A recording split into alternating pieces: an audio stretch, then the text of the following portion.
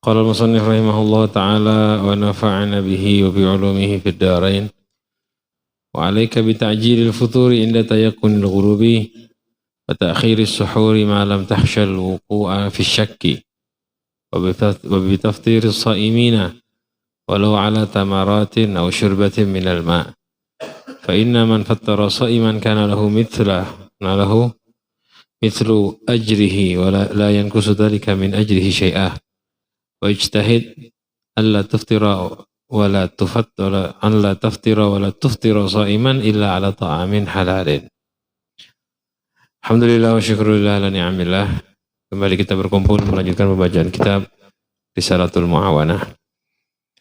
Masih pada bab puasa Ramadan. Akhir yang kita baca adalah adab kita dianjurkan cepat-cepat buka puasa setelah yakin matahari tenggelam. Jangan ditunda, lebih baik. Jadi matahari tenggelam artinya masuk maghrib, sudah secepatnya, malah sunnah. Nambah puasa, nambah waktu puasa, saya tambahi setengah jam lah habis tenggelam maghrib. Nggak nambah pahala. Malah pahala bagusnya ketika ada makanan yang bisa membatalkan puasa. Pokoknya ketika ada sesuatu yang digunakan untuk membatalkan puasa, tenggelam matahari, maghrib, sunnah. Dan sudah kita bahas itu yang dimaksud ta'jil. Artinya cepat-cepat membatalkan puasa. Bukan makan. Sampai yang cukup 1 kurma sudah selesai. 3 kurma, sunnah, ganjil. Nggak harus makan. Jadi bukan berarti harus makan 1 piring. Tidak. Yang penting batal puasanya. Wa ta'khirus suhur, dan diakhirkan sahur. Sampai kapan? Sekiranya sebelum subuh dihitung kurang lebih 50 ayat. Itu yang diriwayatkan dari para sahabat. Jadi misal adzan subuh sekarang jam 5, 50 ayat tuh berapa lama baca? Sekitar seperempat jam. Ya, 50 menit, 15 menit sampai 20 menitan. Ya, akhirkan segitu. Artinya jangan terlalu jauh. Jangan sampai jam 4, jam 3 apalagi, jangan. Ya, enggak apa-apa, bebas, boleh-boleh saja. Cuman afdolnya selesai sahur kurang lebih seperempat jam sebelum subuh. Ya kayak kita kan, imsak beres sudah sahurnya, itu afdol. Nah itu pun juga dilihat. Habib, saya kalau makan terus mepet subuh, akhirnya sholat subuhnya nggak bisa, susah, repot. Nah kalau ada udzur lain seperti ini, dilihat sunnahnya mengakhirkan sahur itu tidak mengalahkan sunnahnya khusyuk dalam sholat. Contohnya misal kalau saya mepet makan sahurnya, nanti subuh kada bisa benar sholatnya, kekenyangan. Nah, gimana? Boleh nggak dipercepatkan? Nggak apa-apa. Karena sunnahnya mengakhirkan sahur itu lebih rendah tingkatannya dibandingkan sunnahnya khusyuk di dalam sholat. Khusyuk itu ada yang bilang wajib. Jadi boleh dipercepat biar turun dulu isi perut sempat ke masjid. Tapi ada yang lebih afdol. Apa itu? Makannya sedikit. Bukan makan banyak dipercepat. Yang afdol itu nggak apa-apa mepet, yang sedikit makannya jadi perutnya nggak kekenyangan. Kan itu ada alasan itu memang. Saya kalau mepet kekenyangan subuhan. Cara paling afdol makannya sedikit jadi nggak kekenyangan. Walaupun mepet aman-aman saja. Oke. Kemudian sudah kita baca ya, dianjurkan memberi makan orang puasa. Walaupun cuma 1 kurma. Walaupun cuma minum air. Bagi-bagi air minum tuh minuman botolan atau gelas. Karena orang yang memberi buka puasa, pahalanya sama seperti orang yang berpuasa. Sekarang adab selanjutnya, wa alaika bitaglili minal akli. Dan hendaknya kamu sedikit makan. Wa tanawulil mawjudi minal halal. Dan makan yang ada, yang penting halal. Min ghairi itharin lit-tayyibil mulaim. Tanpa mendahulukan makanan tayyib yang enak, mulaim yang sesuai dengan selera. Jangan. Jadi kalau makan itu, buka puasa khususnya, jangan banyak-banyak. Makan apa yang ada sudah, nggak usah repot-repot. Jangan cari-cari makanan-makanan yang enak dan yang sesuai selera. Jangan. Satu, banyak masalah kan dari sini. Terbuang waktu sia-sia. Perempuan akhirnya susah ibadah di bulan Ramadan. Sian ibu-ibu tuh. Sore sibuk masak buat malam, buat buka sama buat habis tarawih kadang-kadang masaknya. Sahur malam harusnya dia qiyamul lail, witir, sibuk masak. Siangnya belanja. Kenapa? Memang ini ujian beratnya puasa tuh bukan nahan laparnya. Kalau laparnya semuanya kuat aja. Gak mungkin diwajibkan oleh Allah tanpa Allah tahu manusia mampu. Gak mungkin. Allah tahu puasa itu semua bisa. Anak kecil bisa. Yang sulit apa di bulan Ramadan? Saat kita lapar itu syahwat nafsu makannya itu mikir yang macam-macam. Jadi coba bayangkan kalau siang mikir apa? Nanti maghrib saya nih mau makan ini, mau makan itu, mau makan ini, mau makan itu. Begitu tidak? Itu loh yang paling berat di puasa itu. Syahwat untuk macam-macam makanan. Memang syahwat yang lain tunduk, alhamdulillah. Ngomong karena tapi semangat. Ya jalan-jalan kurang, tapi mikirin makannya tambah jadi. Udah sebelum adzan siap. Lihat kalau ada makanan, pasti ngambilnya kadang-kadang berlebihan. Padahal perut kosong itu maghrib itu nggak baik, diisi kaget tuh nggak bagus. Bahaya dohirnya ada kok, bahaya badan kesehatannya ada. Jadi jangan banyak-banyak dan juga jangan pilih-pilih. Udahlah makan yang gampang. Istri itu masak 1 kali aja sehari, buat buka sama buat sahur, jadi nggak capek. Dia bisa ngaji, dia bisa ibadah. Dan kita tujuannya puasa dikatakan kan fa inna maqsudas shaumi kasru syahwah. Tujuan puasa itu memecahkan syahwat, menundukkan syahwat kita. Kalau lapar tapi maghribnya balas dendam, makannya banyak, cari yang enak-enak. Wadai ada 20 macam. Nah, itu takjilnya belum makannya lagi. Dia yang seperti ini nggak menghancurkan syahwat. Wa ittiza'u fil akli, luas dalam makanan artinya bermacam-macam dan jumlah yang banyak. La wa qasdu thayyibat, dan pilih yang enak-enak aja. La yukassiruha, nggak menghancurkan syahwat, nggak menundukkan syahwat. Bahkan walakinnahu yuqawwiha wa yuhayyijuha, bahkan menguatkan dan menggerakkan syahwat. Makanya kita puasa ini kayak gagal terus. Katanya orang puasa itu bagus, aman dari maksiat, kan begitu? Kita puasa nggak ada bedanya, tetap syahwat ada, nggak ada bedanya sama tidak puasa. Kenapa? Cuman tukar jam makan sebetulnya kita. Kita tuh nggak puasa aslinya, tukar jam makan. Yang waktunya siang pindah ke malam. Malah kadang-kadang kalau Ramadan itu bukannya berkurang, malah bertambah. Udah terbukti ini. Orang yang berjualan di pasar kan ngerasa Ramadan tambah banyak dagangannya. Padahal dipikir-pikir manusia, kalau di Ramadan ada nggak makan sekitar 12 jam. Kan gitu. Tapi anehnya barang dagangan tambah banyak. Kemana larinya ini? Kan kita makan kita 12 jam libur. Kosong 12 jam kurang lebih lah kalau kayak kita di Indonesia. Dari jam 5 ke jam 6 atau setengah 7. Lebih 12 jam. 13-an kalau kita di Banjar ini jam puasa kita. Harusnya kan berarti kurang. Soalnya jam makan cuma maghrib sama sahur 2 kali harusnya sehari. Tapi subhanallah belanjaannya jauh lebih banyak. Makanannya jauh lebih banyak. Memang tidak haram hadirin. Kalau makanannya pian halal ya boleh-boleh aja. Tapi ini nggak menundukkan syahwat. Coba nih puasa Ramadan ini bikin seadanya. Anggaplah udah kebiasaan wadai satu wadainya, jangan banyak-banyak. Istri kalau memang masak buat buka sama buat sahur jadikan satu, kada usah ganti-ganti. Satu macam aja lauknya. Jadi lauk makan yang buat maghrib sama nanti yang buat sahur. Jadi nggak repot dia masaknya, kan kita masak bisa aja dibanyaki sedikit lebih gampang. Ini suami yang kayak gini yang ngomong, jangan ibunya. Ibunya kesian. Karena nanti ibu masak sendiri dibilang pelit sama suaminya. Piannya yang nyuruh, yang gerakan begitu. Ibu, kita begini. Jangan cuma pilih yang enak-enak, jangan. Biasa. Lain kalau pian ngundang tamu, menjamu tamu silahkan. Ya kalau jamu tamu, hormati tamu. Ya mau kasih makan yang banyak juga nggak apa-apa.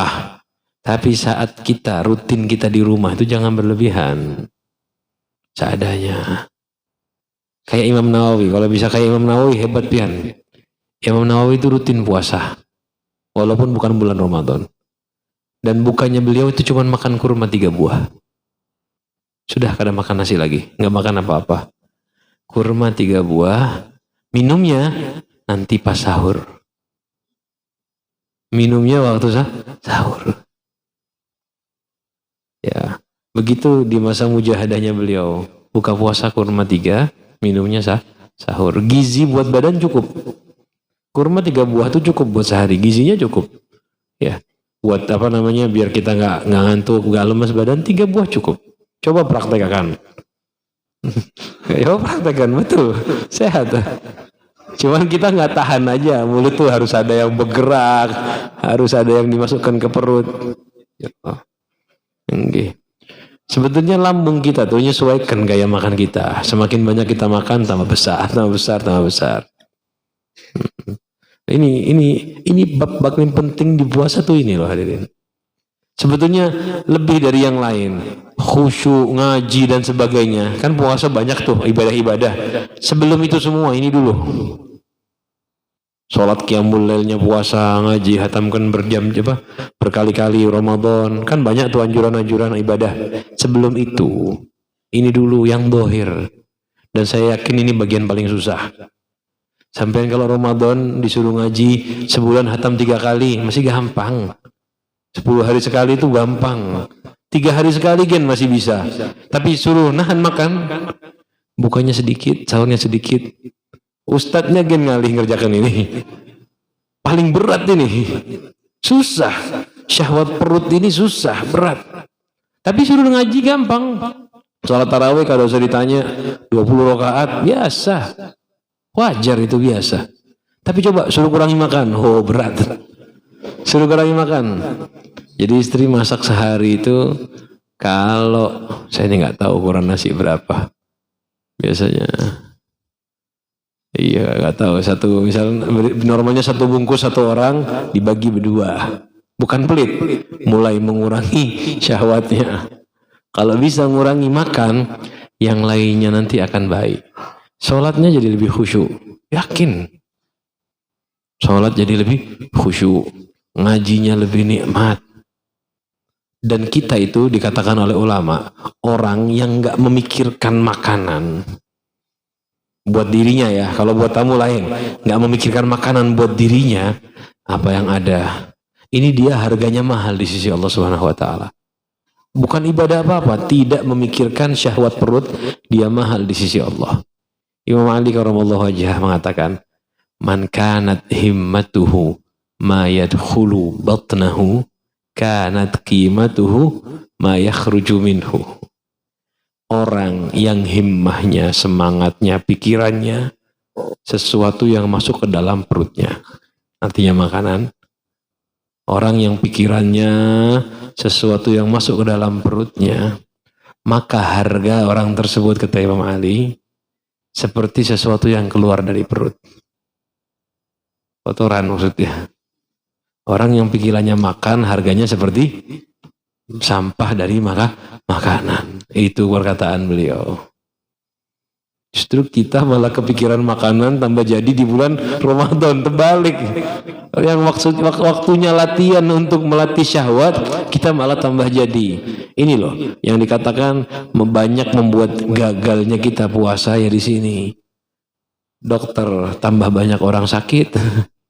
Padahal Ramadan dikatakan puasalah maka kalian akan sehat. Kok tambah sakit? Puasanya yang nggak benar. Bukan nasihatnya yang salah. Orangnya puasanya kada benar. Kita dianjurkan kalau buka puasa pakai kurma. Manisnya alami. Dan manisnya kurma itu bukan seperti manis gula-gula biasa. Manis yang dicerna mudah oleh perut kita. Jadi nggak ada glukosa. Ada manisnya tuh jenisnya tuh mudah dicerna sama perut kita. Nggak berbahaya. Nggak bikin kayak gula darah tinggi. Nggak, aman. Makanya disunnahkan oleh agama. Sebetulnya kita tuh kalau udah dengarkan agama, Rasulullah bilang, pian kada usah riset gen, aman. Riset itu orang yang kada tahu. Mencari kebenaran, itu perlu riset. Tapi kalau Islam, kita ini langsung diberitahu sama penciptanya. Yang kita ini diberitahu oleh pencipta. Buka puasa, syariat nyuruh makan kurma, udah pasti itu yang paling baik. Kenapa? Yang nyuruh Allah yang menciptakan. Mulailah manusia riset, kenapa perlu kurma ya? Belajar, cari, ketemu. Oh begini. Tenang, kita udah dikasih tahu Allah sang pencipta melalui Nabi Muhammad SAW. Puasa, baik, manfaat, sudah kita diberitahu oleh Allah Subhanahu Wa Taala.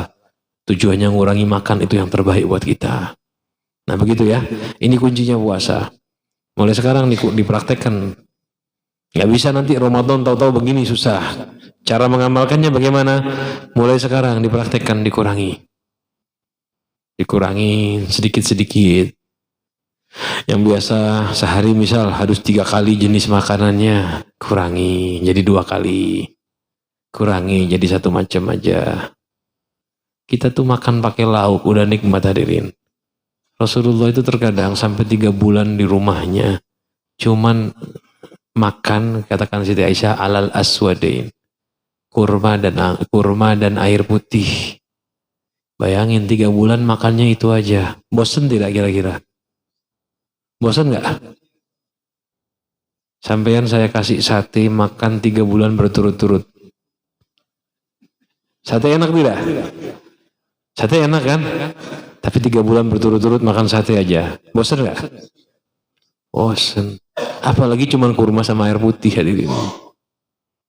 Kurma sama air putih. Bosen nggak Rasulullah? Itulah bedanya orang yang makan untuk hidup. Ya itu, orang yang makan sekedar untuk hidup, dia nggak mikirin apa-apa, nggak ada bosennya. Apa aja yang penting saya hidup. Kalau kita kan hidup untuk makan. Jadi cari macam-macam. Harus ini, harus itu. Ya Allah. Ya, masalah makanan ini bukan hal sepele sebetulnya ya. Ini bab yang berat. Dan bab yang memang perlu ditekankan. Kita perlu nasihati diri kita seperti ini. Sayyidina Umar bin Khattab pernah diundang sama Khalid bin Walid. Disediakan makanan. Wah, macam-macam. Namanya orang undang kan menghormati. Disuguhkan makanan seperti itu, alwan. Sayyidina Umar sedih. Berubah wajahnya. Khalid bilang, ada apa wahai Umar? Kita hidup enak, kata beliau. Bagaimana sahabat-sahabat dulu, teman-teman kita, meninggal di perang Badar, meninggal di perang Uhud.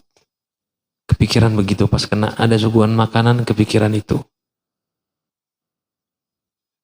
Dijawab sama Sayyidina Khalid, Umar, jangan mikirin mereka. Mereka sudah dapat surga, jadi tenang aja. Betul gak omongnya Sayyidina Khalid? Betul tidak?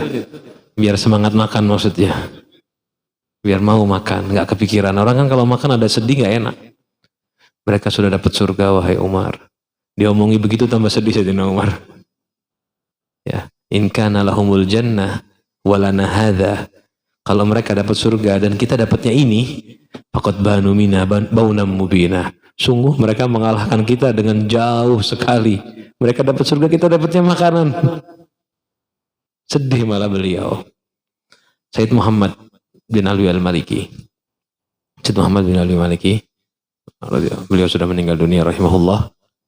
Dulu duduk sama santri-santrinya, sama murid-muridnya. Malam begini, malam setelah Isya, ceritanya itu agak malam. Dipijetin beliau sama muridnya, orang Indonesia. Pas lagi dipijit beliau ngomong, ini enaknya makan daging pakai nasi begini. Nggak ada makanan, cuman ngomong aja. Nih nyamannya nih nasi ini pakai daging ini, nggak disebutkan, saya lupa apa nama makanannya yang disebutkan. Subhanallah, selesai ngomong ada yang datang. Assalamualaikum. Assalamualaikum. Bawa persis sesuai yang dia omongkan, yang beliau omongkan. Dibuka. Oh, seneng murid-muridnya kan, seneng tidak? Kita kalau kayak gini bilang apa? Wah, wali, ya kan gitu. Wali tidak? Nih biar tahu wali yang sesungguhnya bagaimana. Kalau kita ngomong kayak gitu pas datang, wah masya Allah wali pian, oh kita makan kini makati. Lihat saya Muhammad, ketika datang dibuka itu makanan persis seperti yang beliau omongkan, nangis beliau. Kenapa? Kata beliau, ya Allah, coba tadi itu waktu saya ngomong, kan saya berharap nasi dan ini, berarti itu tadi waktu ijabah, waktu kabul doa. Coba saya mintanya pengampunan dari Allah. Gak jadi makan, masuk ke kamar nangis beliau. Lihat, pikirannya bukan syahwat makan. Ngomongnya memang iya ngomong beliau. Tapi hatinya bukan keinginan makanan. Nah, itulah bedanya orang soleh sungguhan. Kalau kita begitu, wali sudah. Dimakan dihabiskan kebanyakan. Lain wali. Kalau wali itu kayak beliau, makanannya datang, astagfirullah, ulun harusnya tadi istighfar. Itu loh aulia, itu sungguhan. Kalau zaman sekarang, makanan datang, tuh kan ulun bilang apa? Ulun ini wali, dihabiskan seorangan. Lain wali kayak gini. Itu loh, memang pemikiran pola pikir kita tuh berbeda hadirin. Jadi nggak segampang itu ya, naik darajat tinggi tuh nggak segampang itu. Ini bab-bab seperti ini, bab makanan bukan bab berat hadirin. Omongannya memang kalau dibahas ringan, prakteknya berat. Ini bab gampang, semua langsung paham. Tinggal ngurangi makanan, apa? Nggak ada yang, nggak perlu penjelasan sebetulnya. Jangan berlebihan makan karena berbahaya untuk syahwat. Orang yang sedikit makan, perutnya ringan, mudah ibadah. Pembahasannya gampang, pasti langsung paham pian. Yang susah apa? Meraktekannya. Tapi kalau ngebahas bab-bab yang tinggi-tinggi, ma'rifah dan sebagainya, pahamnya susah. Apalagi mengamalkannya. Paham aja susah, apalagi mengamalkannya. Itu nanti, itu nggak akan ada datang itu yang namanya ma'rifah. Malah sebagian ulama ada yang ngomong nggak akan jadi wali. Orang yang masih cinta dengan makanan. Betul. Karena seakan-akan dia cinta makanan berarti masih sibuk dengan syahwat. Tapi bukan berarti nanti kita, oh Beb ini ada wali nih, ngomongnya makanan terus. Lain wali lah berarti. Bukan untuk menilai orang, menilai diri sendiri. Wa'alaika. Tadi sudah jelas ya. Selanjutnya, masih dalam rangka memperbaiki diri dengan puasa. Beliau mengatakan, wa'alaika bisyamil ayyami. Dianjurkan atas kamu puasa pada hari-hari allati warada syar'u bitarghibi fi siyamihi. Yang syariat datang memberi semangat untuk puasa pada hari tersebut. Jadi kita dianjurkan puasa pada hari-hari yang dianjurkan oleh syariat. Sunnah puasa hari ini dan itu.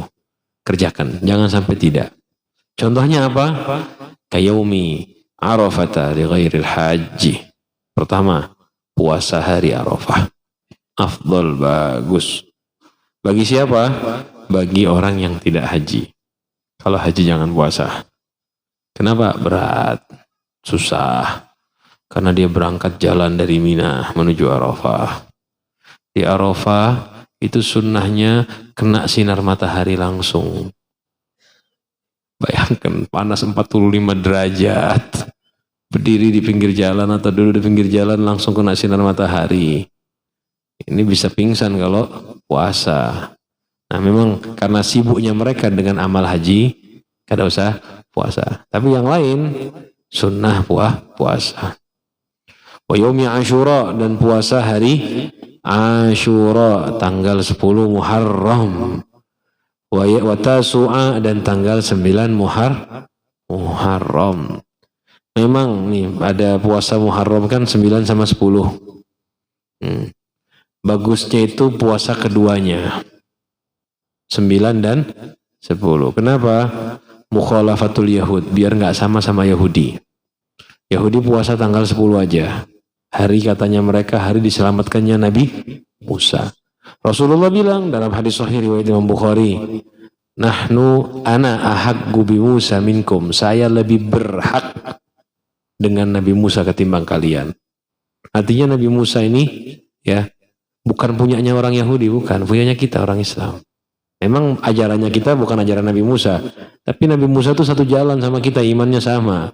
Kalau Yahudi itu ngaku-ngaku aja, cuman diambil figur Nabi Musa, padahal mereka nggak ngikutin Nabi Musa. Nabi Musa tuh ngajarin ngikutin Nabi Muhammad. Mereka nggak ngikut berarti, soalnya mereka nggak mau ngikutin Nabi Muhammad. Jadi kita lebih berhak akan Nabi Musa daripada mereka. Kita puasa tanggal 10. Cuman Rasulullah sempat bersabda, di umur beliau udah akhir hayatnya, kalau datang tahun depan, saya akan puasa di tanggal 9. Saya akan puasa tanggal 9. Kenapa? Biar nggak sama dengan Yahudi. Afdolnya 2 hari. Tapi bukan berarti, Habib, nih tanggal 9 tadi ulun gak ada puasa. Besok tanggal 10 misal ya. Tadi tanggal 9, besok tanggal 10. Gimana? Puasa nggak apa-apa. Udah kelewat kok. Itu kalau belum kelewat puasa. Kalau udah kelewat kita lupa atau kita ada udzur, jangan sampai tanggal 10-nya kada puasa juga dengan alasan kan harusnya 2 hari. Tidak harus, afdolnya. Tapi kalau yang 9 nggak puasa, daripada 0 mendingan puasa. Kan begitu. Bagusnya 2. Kalau 1 nggak bisa, ya salah satu gen puasa. Begitu. Wasiti min Syawal, dan 6 hari di bulan Syawal, sunnah. Orang yang puasa Ramadan lalu puasa juga 6 hari di bulan Syawal seperti puasa 1 tahun penuh. 6 hari ini kapan tanggalnya? Bulan Syawal bebas. Tanggal 2 bolehnya, tanggal 1 nggak boleh karena hari raya. Tanggal 2 sampai habisnya Syawal, silahkan. Mau nyambung 6 hari boleh. Nyicil 2 puasa gen di kredit nggak apa-apa. 2 1 libur, 1 lagi libur, silahkan. Atau puasa Senin Kamis selama 1 bulan, kan 8 kali itu sudah. Niat puasa 6 hari di bulan Syawal boleh. Nggak harus di awal, di tengah, di akhir, dipisah-pisah 6 hari itu juga boleh. Wabtadi fiha min thani yaumi 'id. Fa inna dzalika ablagu fi riyadatin nafas. Nah, tapi paling afdal kata Imam Haddad, mulailah dari hari kedua, hari raya. Sekarang hari raya, tanggal 2-nya besok puasa, paling bagus. Tanggal kedua. Jadi 2, 3, 4, 5, 6, 7 puasa. Kenapa? Ini ablag, ini lebih bagus, lebih baik dalam melatih nafsu. Baru selesai Ramadan, hari raya seneng makan, besok puasa lagi. Agak berat, agak berat, tapi itu paling bagus. Kalau bisa lakukan. Ya kalau nggak bisa, yang penting puasa. Yang penting puasa. Kalau kita di Indonesia tidak semua tempat bisa. Kadang-kadang alasannya mampir-mampir, ya. Tanggal 2 masih mampir, biasanya kita 4 hari mampir-mampir. Tergantung daerahnya sih, di beberapa tempat tuh di kampung, biasanya mereka habis hari raya sepi lagi. Nanti hari raya yang lama, hari raya ketupat namanya. Ya, setelah hari ke-7, ada yang begitu. Jadi mereka puasa lagi, tergantung daerah. Memang yang paling afdal begini. Di Hadramut, di Tarim begitu. Hari raya sekarang ini, malamnya udah sepi lagi, kayak Ramadan lagi. Nggak ada orang berjualan. Besoknya Ramadan, kayak Ramadan, puasa. Nanti udah selesai puasa 6 Syawal, baru mulai rame lagi, silaturahmi. Jadi mereka silaturahminya tuh setelah 6 Syawal. Pas hari raya Id dan setelah 6 Syawal. Jadi hari raya tuh mampir-mampir keluarga. Besoknya puasa 6 hari. Besoknya puasa lagi 6 hari, baru setelah itu mampir-mampir ke orang-orang yang lain. Puasa ini hari-hari sunnah. Sayang ya, bagus loh. Manfaatnya besar. Arafah, Tarwiyah juga sama tanggal 8. Dan 10 awal Dhul Hijjah itu bagus puasa. 1-9 maksudnya ya. Itu hari yang sangat baik untuk puasa. Dan sekarang bulan Rajab. Ini bulan yang baik untuk puasa. Bagus. Latihan. Rajab, Sya'ban, latihan. Cuman Sya'ban itu dari awal sampai setengah aja. 15 ke atas, tanggal 16 ke atas, 16 sampai selesai.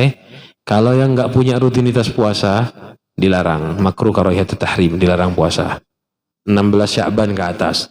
Tapi yang punya rutinitas biasa Senin Kamis boleh walaupun Sya'ban, walaupun di akhir Sya'ban. Yang punya rutinitas. Kalau yang kada ada rutinitas, diam-diam hanya hendak berpuasa, jangan di akhir Sya'ban, nanti aja habis Lebaran. Karena ada larangan dari Rasulullah SAW. Sekarang ini kesempatan ini, bulan haram itu secara umumnya dianjurkan banyak puasa. Bulan haram secara umum dianjurkan banyak berpuasa. Sekarang bulan Rajab, puasa minimal Senin Kamis. Minimal Senin Kamis kalau bisa. Wa alaika bisyami thalathati ayyamin min kulli syahrin. Dan hendaknya kamu puasa 3 hari setiap bulan. Fa inna dzalika ya'dilu siyamad dahri. Karena puasa 3 hari 1 bulan itu setara puasa 1 tahun. Setara puasa 1 tahun. Kenapa? Karena kita tuh di Islam, agama kita itu, umat Rasulullah SAW khususnya, pahala 1 amal baik dikalikan 10. Berarti kalau pian puasa 3 hari, berapa pahalanya? 30. Setiap bulan berarti sama aja 360 hari kali 12. Orang yang puasa 1 bulan 3 hari itu setara seperti puasa 1 tahun. Itu loh nikmatnya jadi umatnya Nabi Muhammad di situ. Ini nggak ada di umat terdahulu, nggak ada kayak gini. Kalau kita 1 bulan 3 kan berarti 12 bulan, 36.